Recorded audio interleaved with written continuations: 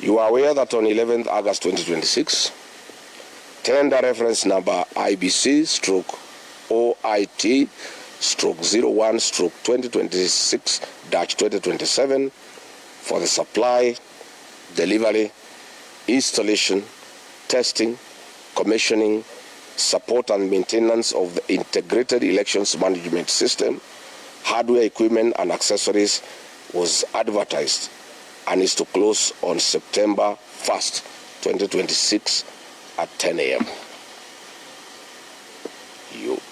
You are all aware that Kenyans do not know is that the tender process and the result has already been preconceived and is awaiting rubber stamping to Miru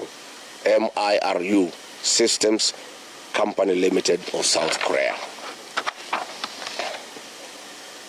Mr. Chairman, it is within your knowledge and mischief that what is actually happening is a mundane public relations exercise to manage the other bidders and 55 million Kenyans.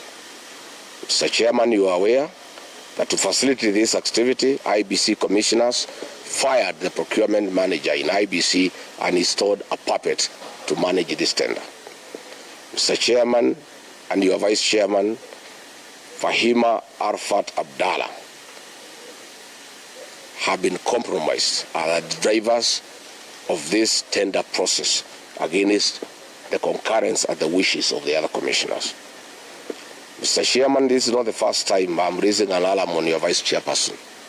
You will recall that during the by-elections in Magarini last year, this same Vice Chairperson was largely involved in the malpractices, and I made the matter public.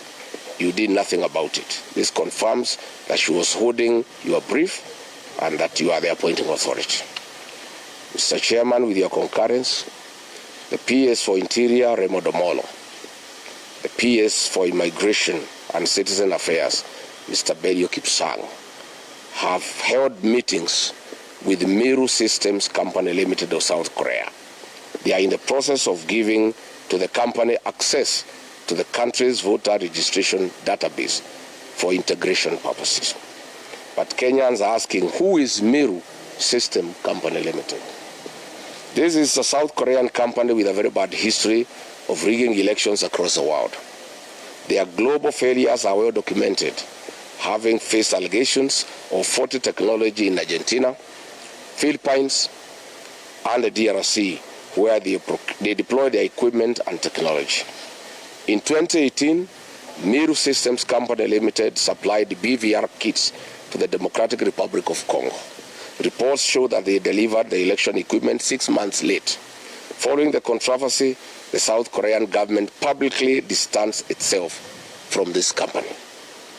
In the Democratic Republic of Congo in 2023, election observers reported that up to 45% of polling stations experienced equipment malfunctions, and this potentially excluded 17 million Congolese from voting.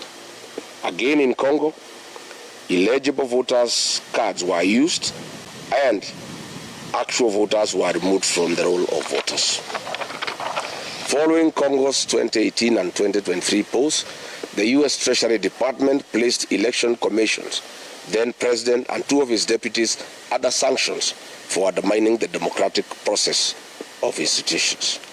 In 2024, in the Philippines, the mock elections conducted using Miru's technology encountered fatal flaws.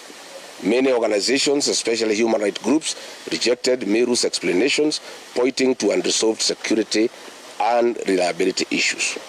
It is beyond discussions that Kenya would ever even imagine having such a vendor for our 2027 general elections.